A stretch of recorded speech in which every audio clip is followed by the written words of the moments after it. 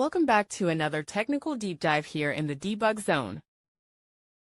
Today we're tackling a big question and breaking it down with insights from other users. Hopefully this clears up some misconceptions and helps you get the answer you need. So buckle up, stay a little curious, and let's jump right in.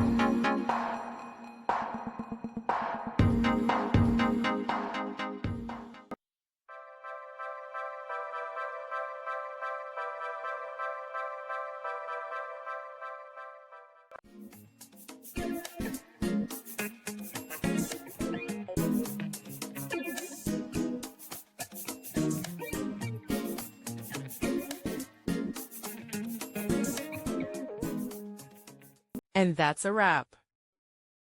I hope you found the answer you were looking for. If you did, take a second to hit that subscribe button. It really helps out. And let me know in the comments which solution worked best for you. See you next time in the debug zone.